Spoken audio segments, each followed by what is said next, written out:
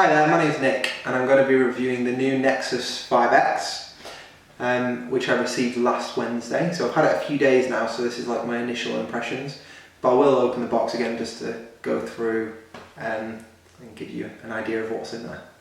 So as I say, the box is quite minimalist. You get like a cool picture of like an X on the front, which is like a beach scene. And on the back is a picture of the phone, front to back.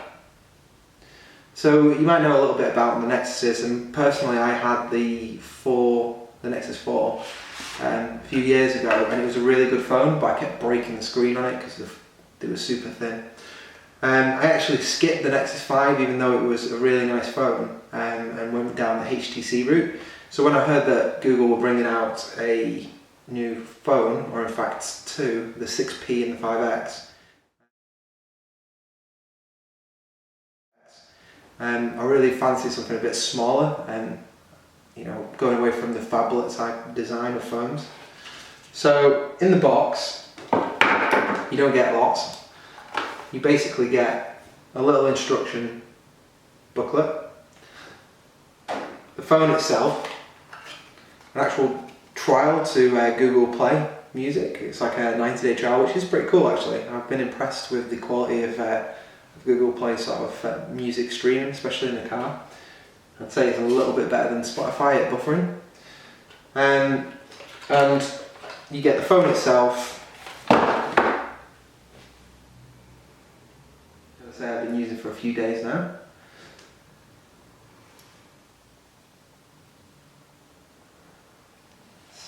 And the instruction manual, if you need to try and figure out how to get your SIM card out and things like that.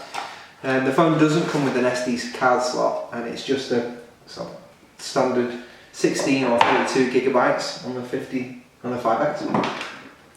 And it comes with this weird LG plug. Now you can click it in like that, which I suppose is to save space. However, they decided to put the connector for the USB Type-C charger on the side. So when you plug it in, it actually sticks out. So somebody in the design department needs shooting. And also, pretty annoying, there must have been reasons for it, but they've given you a USB-C to USB-C port connector. And so that just means that you can only charge it on this, or if you've got some other USB-C devices. I assume it's because a lot of laptops and things will be going to USB-C, so it might support faster data transfer later down the line, but at the moment it does mean I had to buy a bunch of USB-C charge cables, which you can get really cheap off eBay anyway. So to the phone itself, it does have this kind of soft grip plastic feel to it, and so I'll just show you the back. And it's reminiscent of the 5, I'd say. Now I think the 5 was more of like a rubberized texture, and this feels similar.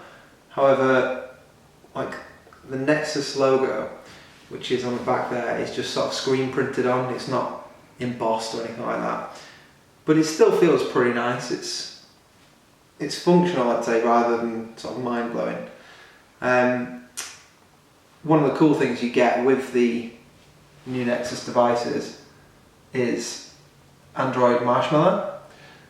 So to be honest, it's really quick and it feels sort of quite nice to use, and it's pretty cool. But what I would say is there's still a few kinks that need to be ironed out.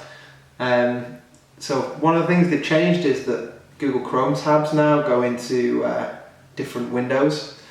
Sorry, not just different windows, but you have to open them other windows by clicking this little sort of app drawer down here, and they just register lots of extra tabs instead of being all controlled within Chrome, which in theory sounds good, but I've ended up with like 100 Chrome tabs taking up a lot of memory. So now I have had to restart the phone, which is not the end of the world, but it does mean that the phone's sort of getting a little bit clogged up, as it were, because it's only got 2 gigs of RAM. So one of the things that I did find pretty weird was that the RAM was so low. Like, I think my Nexus 4 a few years ago had 2 gigs of RAM, and this is a few years later and it's got 2 gigs of RAM again. You don't notice it too much, I'd say, unless you've got loads of apps running. and it starts to get a bit sort of slow. I'd say the screen looks really nice. I don't think it's AMOLED, I think it's LCD, but it's pretty good quality. You know, you can't see any pixels, and it's pretty sort of responsive and bright when you need it to be. I think one of the coolest things, and it's pretty old news now, a lot of phones have got this, is the fingerprint sensor. So they've done a really good job. You can see it just underneath the camera there. And you literally put your finger on that and it unlocks within milliseconds. So I'll show you that if you can see the screen. It unlocks like pretty quickly. There you go. And the cool thing is when you've got your phone in your pocket, you can literally just feel for that, unlock it and pull it out. So it's unlocked before you actually get the phone out of your pocket, which is nice.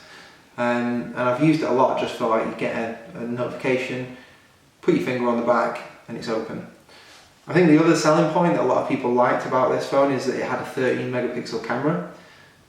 Video looks really clear, which is nice, but I wouldn't say I'm blown away by it. I wouldn't, you know, by any means on Nexus phones and things like that, they've traditionally not had the best cameras, so getting a decent camera is good.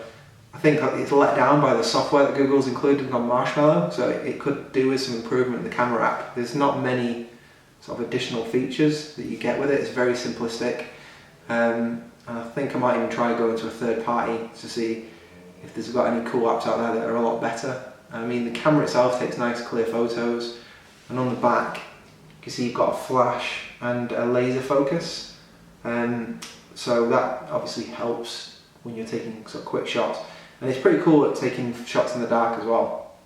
So overall, after using the phone for just over a week, I'd say it's an improvement over my HTC M8 because it's just really nice and thin, which is one thing that I wanted, so that I could use it with one hand a little bit more easily, you know, like texting and things like that. Marshmallow's pretty nice. I'd say they need to improve the camera app. And if you're in the market for a new phone and you don't want to break the bank, then it is definitely you know, a pretty good option. Maybe this and the OnePlus 2, which has just come out.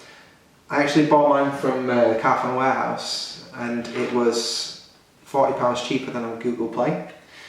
And I've bought myself a little case as well, which is just a matte black Spigen case. I think it was like 12 quid. And it fits pretty nicely, and it just stopped me from breaking it within the first few weeks. And that is it. Thanks very much for watching, and if you like my video, give me a thumbs up and subscribe.